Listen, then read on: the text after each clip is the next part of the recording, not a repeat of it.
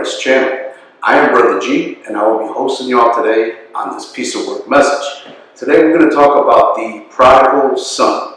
And in that parable, it's one of the most amazing parables that has to deal with our free will as children of God and who we actually are. We are co-heirs in the kingdom.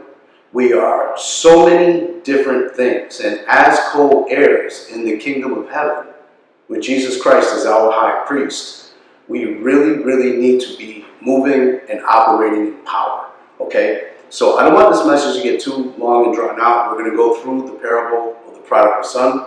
But before we do, let's take a look at Ephesians 1:4, where it says, according as he hath chosen us in him before the foundation of the world, that we should be holy and without blame before him in love. That is amazing. So he knew us before the foundations of the world. We are eternal beings. Just because we're in a meat suit right now as a human being, because that's what he created us to be, our spirit man and our soul is eternal. You know what I'm saying? It's eternal. And, Paul was not the first one to come up with that in Ephesians. If we go to look into Jeremiah chapter 1, verse 5, we see basically the same thing. Before I formed thee in the belly, I knew thee. And before thou camest forth out of the womb, I sanctified thee. And I ordained thee a prophet unto the nations. Look at that. Before I formed thee in the belly, I knew thee. And before thou camest forth out of the womb, I sanctified thee. And I ordained thee a prophet unto the nations. Now you might think, oh, well, he's just, Jeremiah is speaking, thus says the Lord, his truth, that he was a prophet, to be a prophet before the nations. No, you know what? That's for all children of God, okay? That is part, now everybody's not going to have that office. I shouldn't say like it's everybody is a prophet, because that's crazy. Even though if you look online today, you got a lot of false prophets that, they think they're actual prophets of God, but they speak out of their own tongues and not what God is saying. Even if they might be a prophet of God, a lot of people are doing it in their own will. They're not hearing from God. They're just saying whatever the heck they want to say. So let's keep it moving here, though, to Gospel of John, chapter 6, verse 44, because look at this. No man come to me except the Father, which hath sent me, draw him, and I will raise him up at the last day. So look, Jesus told us that nobody comes to him other than whom the Father draws to him. Okay, let's get that again. Okay, Gospel of John, chapter 6, verse 44. No man come to me except the Father which hath sent me, draw him, and I will raise him up at the last day. And that is amazing, because we are all waiting for that day, are we not? I mean, that's the day that we get raised up incorruptible. And an interesting thing, because there's a class of people that the second death can have absolutely zero power over. And those are the people that lived and reigned with Christ during the millennial reign. Go to Revelation chapter 20 and verse 6, and let's get this. Blessed and holy is he that hath part in the first resurrection. On such the second death hath no power, but they shall be priests of God and of Christ, and shall reign with him 1,000 years. Okay, so they will reign with him for 1,000 years. That obviously is a reference and a nod to the millennial reign, which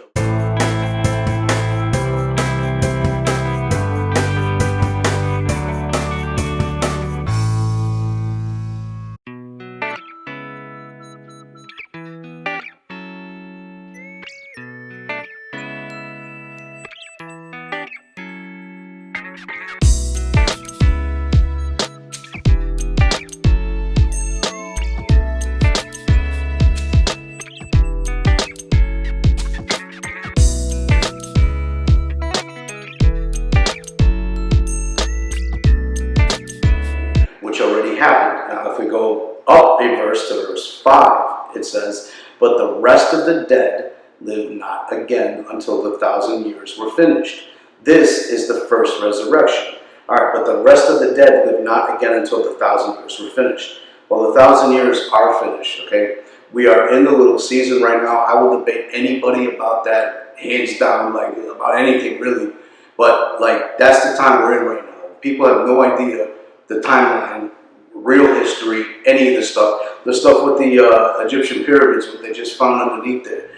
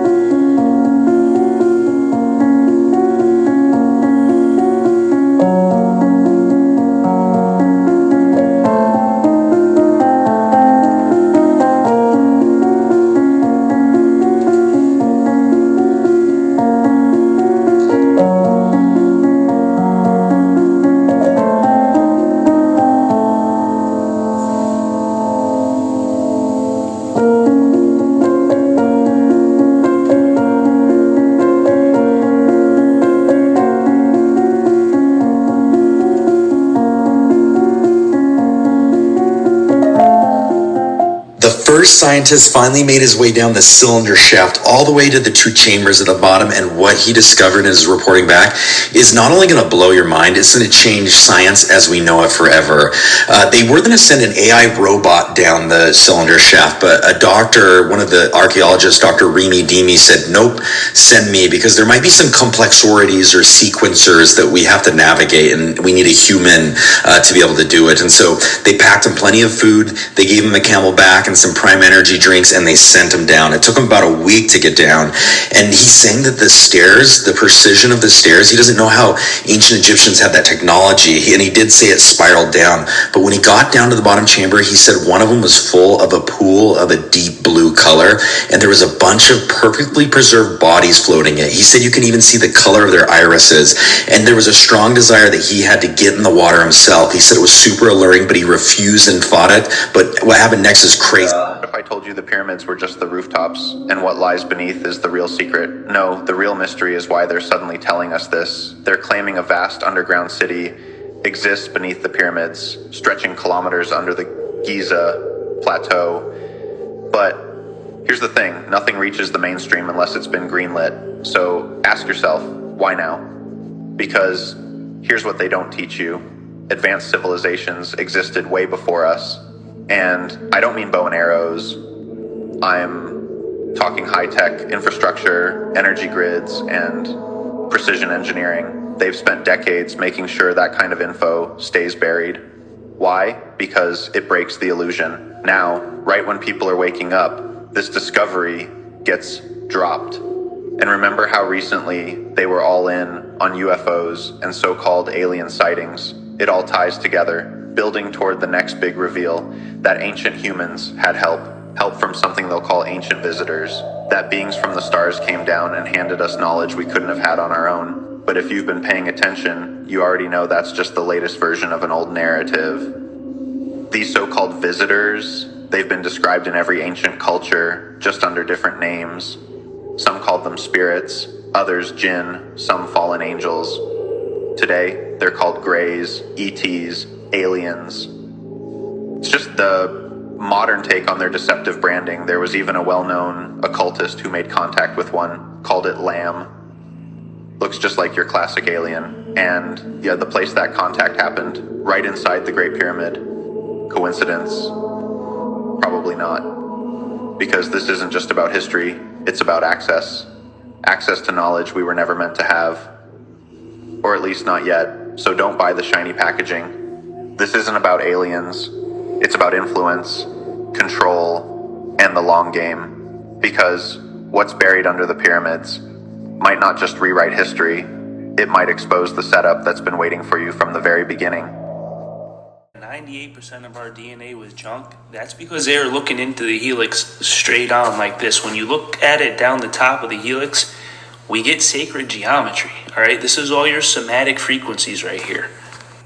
All right, so this is your DNA helix from the top looking down. This is all your Cymatic frequencies, and this is all your church windows. So who else is going to be able to explain how the church had the shape of our DNA 1,500 years before Harvard was even established? That's because this is your DNA operating at different frequencies right here. This article talks about DNA as an electromagnetic fractal cavity resonator, its universal sensing, and fractal antenna behavior. This means that your DNA literally connects you to the Father, all right, through the ether. This is going to be your connection to Christ. Now, this is why when we look at the U.S. patent design for a fractal antenna, we get a cross, okay? And that's where cruciform DNA comes from, because it's all your linear DNA, your two-strand DNA folds into cruciform stacks. This is your connection to Christ right here. This is why the Catholic Church had the structure of our DNA 1,000 years before Harvard. I'm not even playing, okay? This is the inside of your DNA. These are all atoms right here and color charges interacting together that bond and produce a magnetic resonance. And it creates a resonance, a magnetic field, and this is what powers all your cells and all your cellular functions. That what they just found underneath there. Like they didn't know that stuff was there. Like, come on, man. Anyway, so that has to do with the rest of the dead, who we are today. But back to verse 6, it's really interesting because just as we saw in Jeremiah, that before we were formed in the belly and all this stuff, that he had ordained us to be prophets to the nations. It's really interesting here because this piggybacks off of that in verse 6. I'm going to read it one more time. Blessed and holy is he that hath part in the first resurrection, and such the second death hath no power. But they shall be priests of God and of Christ, and shall reign with him for 1,000 years. So the people of the millennial reign, they were priests. If it is a civilization that Christ is ruling over, why would there need to be priests if everybody's with him? Well, everybody wasn't with him. Many did not have a heart for Jesus Christ, and they didn't want anything to do with it. You know what I'm saying? They were wicked in their own hearts, and that's just talk for another day, okay? But let's switch gears now to the prodigal son, okay? Because this is an amazing story, and we're going to find out who the brother in the story is today, because I don't think people really even look at that. I've never heard anybody speak about it. So the Lord revealed unto me who the brother was. The Lord revealed unto me. Isn't that crazy? Start talking King James. All right, let's go. Luke chapter 15, verses 11 through 32. And he said, a certain man had 2 sons, and the younger of them said to his father, Father, give me the portion of goods that fall to me. And he divided unto them his living. And not many days after, the younger son gathered all together and took his journey into a far country, and there wasted his substance with riotous living. All right, so the younger son, he wants his inheritance now. The father gives him his inheritance. He goes to a far country, which would be us coming to this earth, getting born into this earth, as it says in Exodus somewhere, that the firstborn that come through the matrix are to be the Lord's, in other words, are to be, given to God, the firstborn through the matrix, right? So that's what this son did. He went to a far off country, as we read, and he blew his inheritance on riotous living. He blew it on gambling, on women, on wine and drugs and every other thing you could think of. You know what I mean? He just really lived a lifestyle of the flesh, wasted everything, and now he's got nothing. Let's see what happens. All right, verse 14. And when he had spent all, there arose a mighty famine in the land, and he began to be in want. And he went and joined himself to a citizen of that country, and he sent him into his fields to feed swine. So look, we have to realize what kingdom we are a part of. We are a part of the kingdom of heaven, the kingdom of the Most High God, But when this son wasted his inheritance on living like a devil, he had to go work for a devil who was a citizen of the world, not the kingdom of heaven. And he put him in the swine field. You know, there's a huge correlation between pigs and humans. Now, we know when Jesus casted out the devils, the legion of demons out of the demoniac, the Gadarene demoniac, that they went into the pigs, and the pigs jumped off the cliff and into the marine kingdom. But pigs, if you ever talk to, well, I hope none of you have, but I not knowingly, I have not ever talked to somebody that has eaten a human, but people that have, that are cannibalist, they say that, you know, pigs taste like people. Or, no, I said that wrong. People taste like pigs. There's a term for it called long pig. That's been an old term for what human meat is, okay? So it's interesting that this son of the Most High, well, we don't know he's the son of the Most High in the parable. He's a son who gets an inheritance. He goes to a far country, wastes his money on living like a devil. Then there's a famine in the land. He has to go work for this guy that's a citizen of the world, and he puts him in a swine field. Verse 16. And he would fain have filled his belly with the husks of that the swine did eat, and no man gave unto him. So he would eat basically the pig slop. Okay, this guy's eating pig slop. Man, Son of God eating pig slop. Verse 17, and when he came to himself, he said, how many hired servants of my father's have bread enough and to spare, and I perish with hunger? So now he's talking about his father's servants have bread to spare. You remember when Jesus said, I don't call you guys servants because a servant does not know he doesn't know his master's business. Okay, he's not in tune with the finer workings of what's going on. He just serves, right? That's why I call you friend. That's what Jesus said. Okay, I'm paraphrasing. So that's very interesting that even the servants of this guy's father, we know who the father is in the story, have more than enough to spare. Interesting. Okay, and they don't even know their father's business. Verse 18, I will arise and go to my father, and will say unto him, Father, I have sinned against heaven and before thee, and am no more worthy to be called thy son. Make me as one of thy hired servants. And he arose and came to his father, but when he was yet a great way off, his father saw him, and had compassion, and ran, and fell on his neck, and kissed him. And the son said unto him, Father, I have sinned against heaven and in thy sight, and am no more worthy to be called thy son. So he knows, because of his own iniquity and the way he lived and just blew his inheritance, that he's no longer worthy to be called his father's son because of his actions.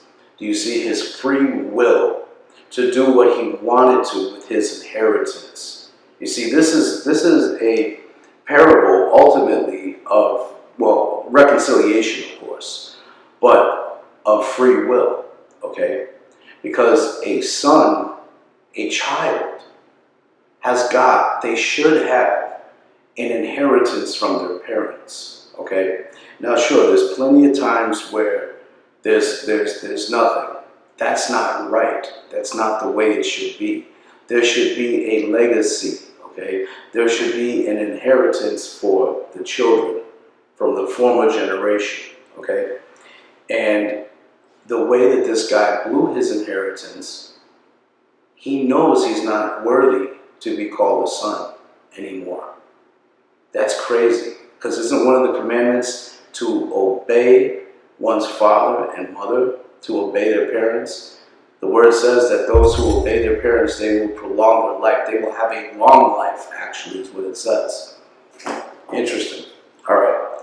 Verse 22. But the father said to his servants, bring forth the best robe and put it on him, and put a ring on his hand and shoes on his feet. And bring hither the fatted calf and kill it, and let us eat and be merry. For this my son was dead and is alive again. He was lost and is found. And they began to be merry. So they threw a party. They threw a party for him, because he has come back. He knows he is a wretch because of how he was living. He knows he sinned against his own flesh. He sinned against who he is. He's not worthy to be called a son, but because he is a son, the Father has mercy and says, no, you are my son. We're going to clothe you in raiment that is worthy of my children. We are going to feed you from the best of what we have.